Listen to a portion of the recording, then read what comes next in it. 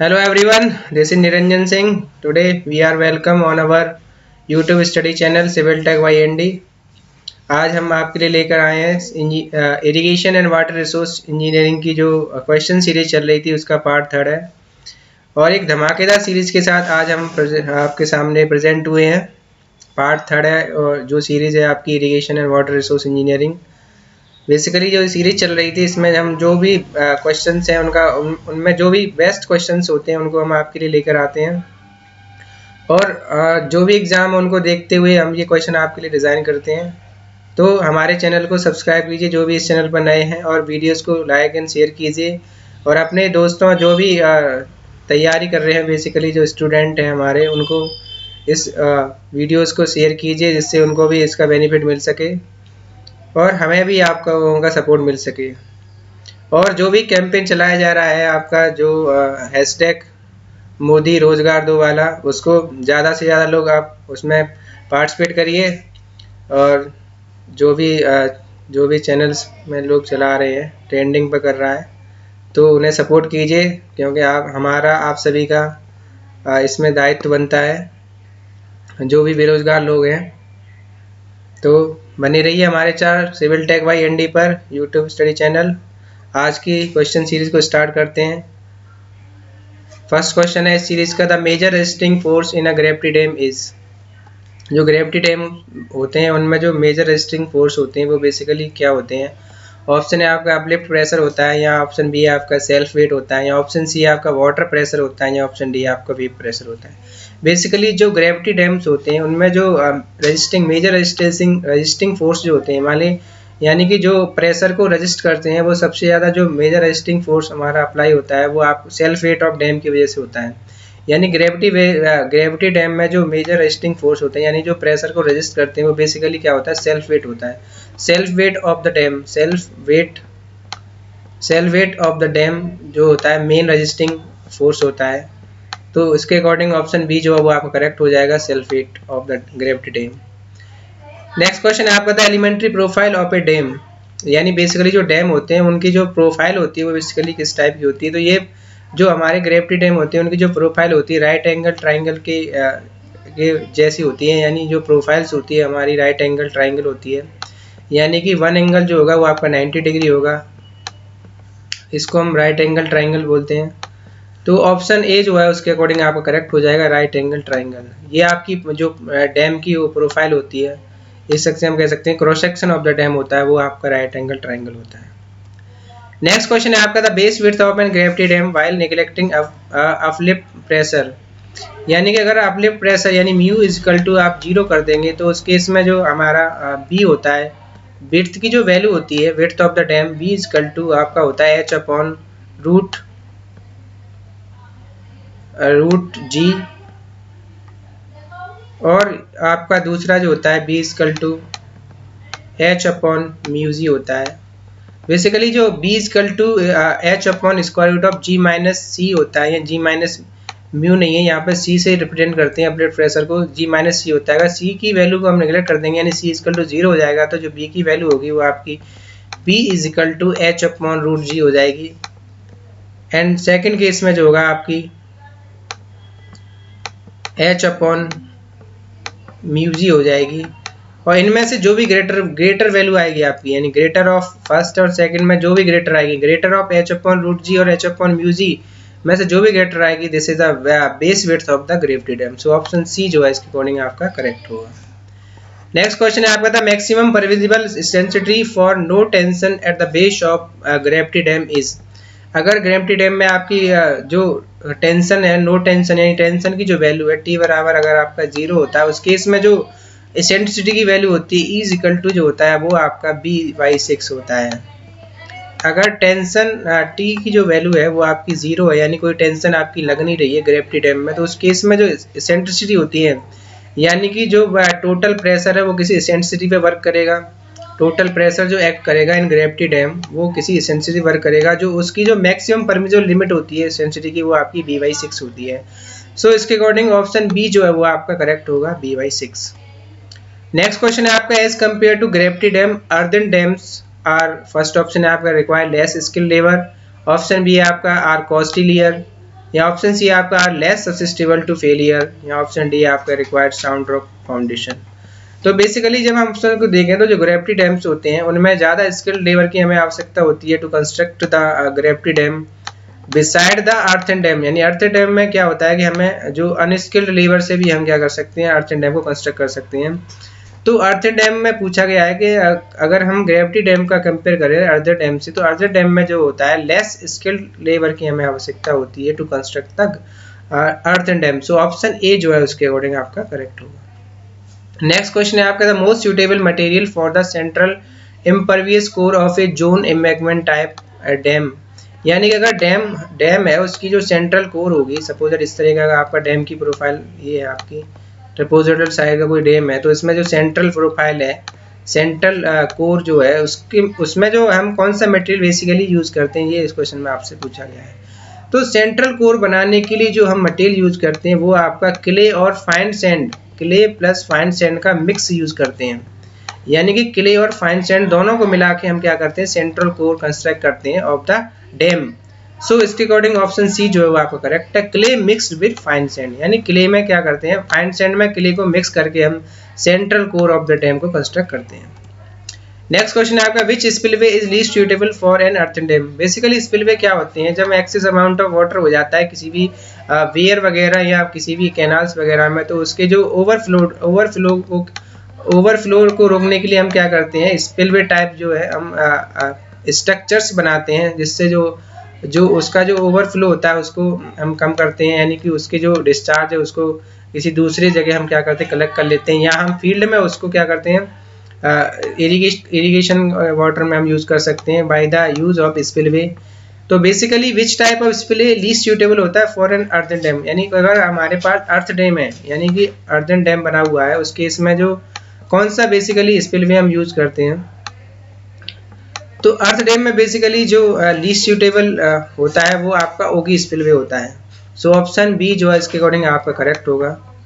तो हम कौन सा स्पिलवे बेसिकली यूज कर देंगे अर्थिंग डैम में, अर्थ डैम में जो हम स्पिलवे यूज करते हैं वो आपका चट स्पिलवे होता है। चट स्पिलवे जो होता है कुछ इस तरह का आपका डाउनग्रेड का आपका जो स्ट्रक्चर होता है, इस तरीके से हम बनाते हैं। ये सपोज आपका कोई डैम है, ये अर्थ डैम है, तो इसमें क्या करते हैं, इस तरीके का स्ट्रक्चर हम कंस्ट्रक्ट करते हैं। ये आपका चट स्पिलवे होता है। सो ऑप्शन बी जो है आपका वो करेक्ट है। नेक्स्ट क्वेश्चन है आपका in case of non availability of space due to topography the most suitable spillway is. Suppose आपके पास डैम है, डैम के पास आपके पास स्पेस अवेलेबल नहीं है टू कंस्ट्रक्ट द स्पिलवे, तो उस केस में कौन सा स्पिलवे मोस्ट सूटेबल रहेगा। तो उस केस में हम क्या करते हैं, साफ्ट स्पिलवे क्या करते हैं, उसी जहाँ पर भी हमारा डैम है उसी में क्या करते हैं हम एक साफ्ट की तरह, यानी एक आपका वेल की तरह क्या होता है, एक स्पिलवे बना देते हैं to control the overflow of the dam. तो ये हमारा क्या करते हैं, उसी बीच में कंस्ट्रक्ट कर देते हैं, यानी जहाँ भी हमारा रिजर्वोयर वगैरह है या कैनाल वगैरह उसी के बीच में क्या करते हैं, इस तरीके का साफ्ट टाइप का हमारा जो स्ट्रक्चर बना देते हैं, तो इसको साफ्ट स्पिलवे बोलते हैं। ये हमारा बेसिकली कब प्रोवाइड कराते हैं, जब हमारे पास स्पेस नहीं होती to construct the spillway. So option ए जो है वो आपका करेक्ट है, साफ्ट स्पिलवे। नेक्स्ट क्वेश्चन है इन चट spillway the flow is usually. चट स्पिलवे में क्या होता है कि हम जो ओवरफ्लो हो रहा होता है डैम वगैरह में, उसको क्या करते हैं, हम कंट्रोल करते हैं। तो चट स्पिलवे में जो हमारा फ्लो होता है वो बेसिकली क्या होता है, सुपर क्रिटिकल फ्लो होता है। सुपर क्रिटिकल फ्लो में क्या होती है, लो डेप्थ होती है वाटर की, नहीं लो डेप्थ ऑफ वाटर क्या होता है, इससे ओवरफ्लो होके जाने की कोशिश करता है, तो उसको हम कवर करने के लिए क्या करते हैं, चट स्पिलवे प्रोवाइड कराते हैं। चट स्पिलवे क्या है, इसकी साइड में एक चैनल कंस्ट्रक्ट करते हैं, इस तरीके का जो होता है उसको चट स्पिलवे बोलते हैं। ये ओवरफ्लो को कंट्रोल करता है, बेसिकली डैम्स में जो वाटर है उसको ओवरफ्लो नहीं होने देता। तो ऑप्शन डी जो है इसके अकॉर्डिंग आप करेक्ट है, जो फ्लो होगा वो आपका सुपर क्रिटिकल होगा, यानी स्मॉल डेप्थ का वाटर क्या होगा, इससे हम बाहर जो है जाएगा डैम से। तो ऑप्शन डी जो है वो आपका करेक्ट है।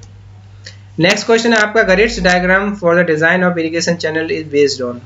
गरेट्स डायग्राम बेसिकली होते क्या है कि ये आपका एक ग्राफिकल रिप्रेजेंटेशन होता है आपका डायमेंशन ऑफ द चैनल, यानी जो भी डायमेंशन चैनल की होती हैं, विड्थ, हाइट, डेप्थ, जिस चैनल वो होती हैं उनको शो करते हैं गरेट्स डायग्राम में बेसिकली हम। तो गरिट्ज डायग्राम बेसिकली किस डिजाइन ऑफ चैनल पे बेस्ड होता है? ये आपकी कनेडी थ्योरी पे बेस्ड होता है। गरिट्ज डायग्राम्स जो होते हैं आपकी कनेडी थ्योरी पे बेस्ड होते हैं। सो ऑप्शन ए जो है वो आपका करेक्ट है। Kennedy theory is based on the Garret's diagram. Next question है आपका एग्जिट ग्रेडियंट प्रोपाउंडेड बाय, यानी एग्जिट ग्रेडियंट की जो खोज है वो किसने करी थी? तो एग्जिट ग्रेडियंट को जो हमारा डिस्कवर किया गया था, प्रोपाउंडेड किया गया था, ये यूज किया गया था by the AN. Khosla. So option ए जो आपका करेक्ट है, ए.एन. खोसला के द्वारा एग्जिट ग्रेडियंट को प्रोपाउंडेड किया गया था। नेक्स्ट क्वेश्चन है आपका for a channel in soil with silt factor is 1 and discharge is 8 metre cube per second, what is regime scour depth? Regime scour depth की वैल्यू आपसे पूछी गई है जब आपको डिस्चार्ज दे रखा हो। तो रिगाइम स्कोर डेप्थ की जो वैल्यू होती है 1.35 ब्रैकेट में Q square upon F, Q square upon L F power 1/3। तो इसमें आप वैल्यू पुट करोगे, क्यू जो होता है डिस्चार्ज पर यूनिट विड्थ होता है, तो इसमें जो आपका ये 8 मीटर स्क्वायर पर सेकंड दे रखा था, ये डिस्चार्ज पर यूनिट विड्थ की जो वैल्यू है, यानी क्यू बाई बी की जो वैल्यू होती है वो आपकी स्मॉल क्यू से हम डिनोट करते हैं discharge per unit width, this is called small Q. तो स्मॉल क्यू की जो वैल्यू दे रखी है 1.35, 8 दे रखी है, तो 8 का स्क्वायर करोगे तो आप 64 हो जाएगा। एंड सिल्ट फैक्टर की जो वैल्यू है वो आपकी 1 दे रखी है, इसकी पावर आप 1/3 यानी क्यूब रूट जब इसका लोगे तो जो वैल्यू निकल के आएगी वो आपकी आएगी 5.4 metre. This is the regime scour depth. So option D जो है वो आपका करेक्ट होगा, 5.4 मीटर। नेक्स्ट क्वेश्चन आपका है canal fall is a control structure. Canal fall कहें या कैनाल ड्रॉप कहें, कैनाल ड्रॉप भी हम बोलते हैं। ये कैनाल ड्रॉप क्या होते हैं? रेगुलेटिंग स्ट्रक्चर होते हैं to control the discharge of the canal. Canal fall मैंने आपको लास्ट वीडियो में बताया था, उसका क्या होते हैं कैनाल फॉल या कैनाल ड्रॉप से हम क्या करते हैं, जो बैड ग्रेड होता है यानी चैनल का जो बैड ग्रेड होता है उसको कंट्रोल करते हैं, to control the bed grade of the channel. तो बेसिकली ये आप क्या करते हैं, जो कहीं पे हमें सपोज दैट माइल्ड स्लोप से जब हम स्टीप स्लोप में जाते हैं, यानी कि लो स्लोप से हम हाई स्लोप में जब जाते हैं, तो उस केस में क्या करते हैं कैनाल ड्रॉप या कैनाल फॉल कंस्ट्रक्ट करते हैं, जिससे जो बैड ग्रेड है वो आपका जो बैड ग्रेड ऑफ चैनल है वो आपका एज इट इज रहे, उसमें आपका जो है डिस्ट्रॉयमेंट ना आए।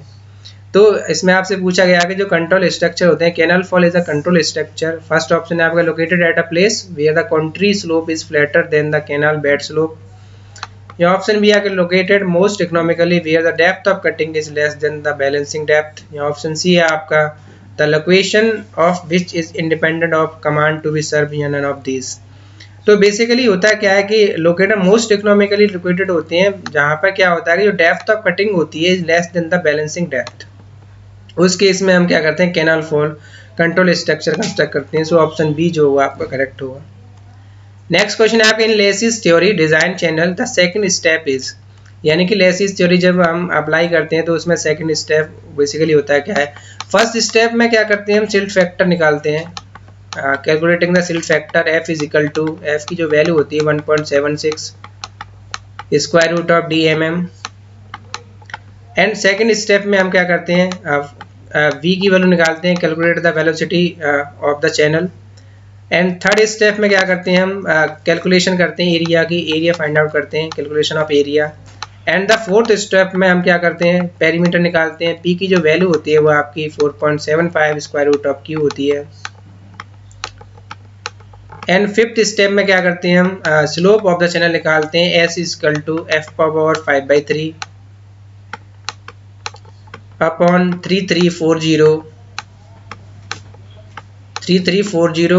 q per power 1/6. This is the formula to calculating the slope of the channel while using the Lacy's design theory. These are the steps, basically 5 steps included in Lacy's theory. तो आपसे पूछा गया कि what is the second step in Lacy's theory। तो second step में हम क्या करते हैं calculate the velocity of the channel या finding out the velocity of the channel।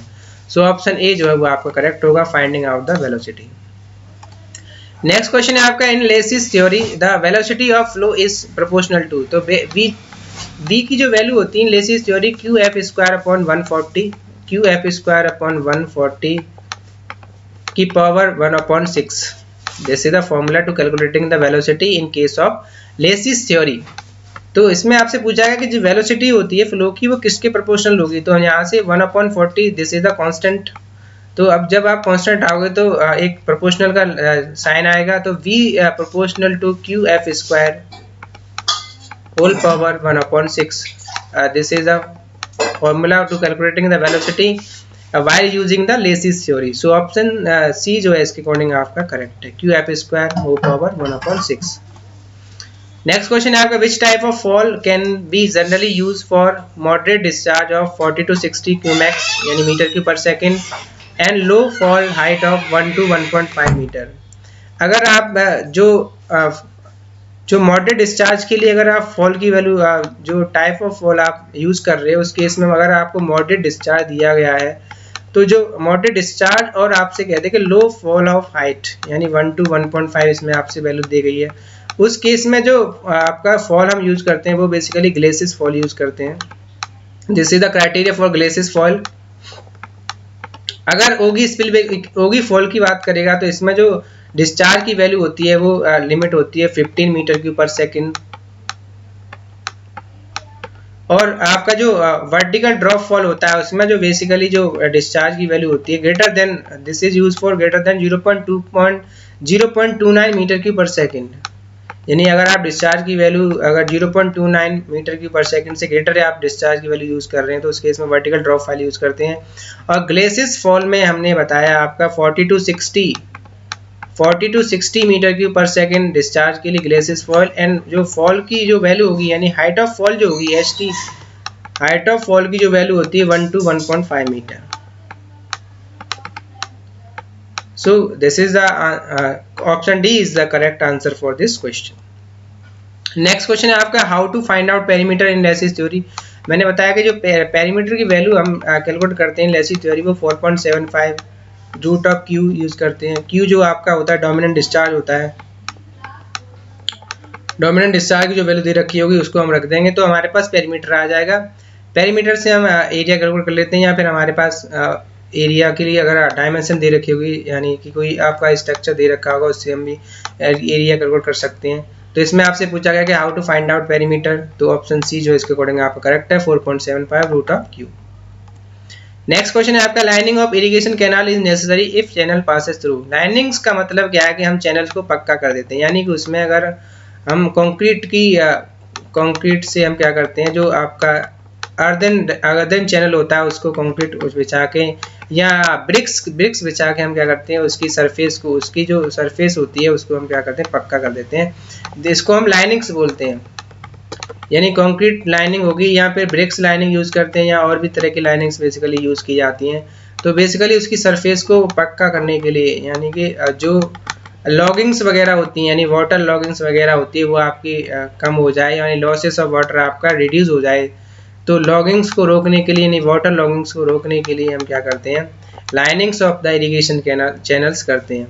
तो इसमें आपसे पूछा गया कि lining of irrigation canal is necessary if channel passes through, यानी कि कब आपकी मस्ट होगा कि आपको लाइनिंग्स करनी पड़ेगी उसकी, और ऐसा कौन सा चैनल आप होगा जहाँ से आपका जो वाटर है वो पास होगा। तो फाइन सिल्ट और किले के केस में आपका होता है, अगर आपका कोई क्लेई चैनल है तो क्लेई चैनल में आपका क्या होता है वाटर एब्जॉर्प्शन ज़्यादा होता है, यानी जो क्ले होती है वो वाटर को ज़्यादा एब्जॉर्ब कर लेती है तो जिससे वाटर लॉगिंग्स आपकी ज़्यादा होगी। वहीं अगर फाइन सिल्ट का केस है, फाइन सिल्ट में भी आपकी वाटर लॉगिंग्स ज़्यादा होती है, यानी कि जो वाटर एब्जॉर्प्शन कैपेसिटी होती है फाइन सिल्ट की वो भी ज़्यादा होती है।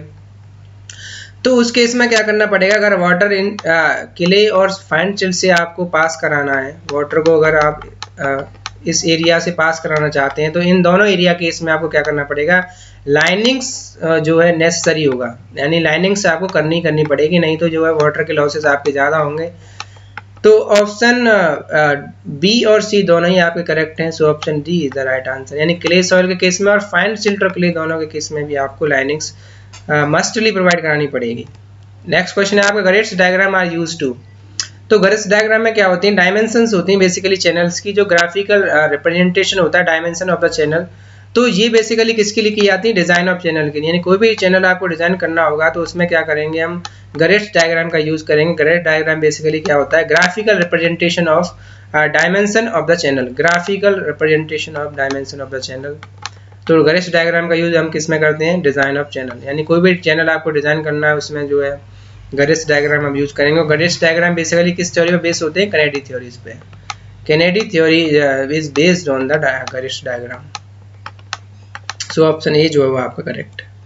And the last question of series is the general depth of scour calculated by Lacey's formula in a river represent the depth below the. तो बेसिकली जो स्कोर डेप्थ होती है लेसिस फॉर्मूला में, वो क्या रिप्रेजेंट करती है? The depth below the maximum flood level in river, यानी कि जो मैक्सिमम फ्लड लेवल होता है रिवर में, उससे बिलो डेप्थ जो होती है उसको हम स्कोर डेप्थ बोलते हैं। सो ऑप्शन बी जो है वो आपका करेक्ट होगा, यानी maximum flood level in the river, maximum flood level से नीचे जो डेप्थ होगी, यानी below the maximum flood level, यानी सपोज दैट ये आपकी कोई रिवर है, इसमें जो आपका फ्लड होगा उसकी जो मैक्सिमम फ्लड लेवल होगा, मैक्सिमम फ्लड लेवल से बिलो जो डेप्थ होगी वो आपकी स्कोर डेप्थ होती है।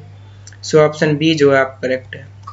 Thank you viewers to give your support, subscribe civil tech YND। जो भी इस चैनल पर नए हैं चैनल को सब्सक्राइब कीजिए और बेल आइकन को दबाइए, जिससे जो आने वाली वीडियो है उनका अपडेट आप तक पहुंच सके, और हमें सपोर्ट करिए। Thank you, keep watching. जय हिंद, जय भारत।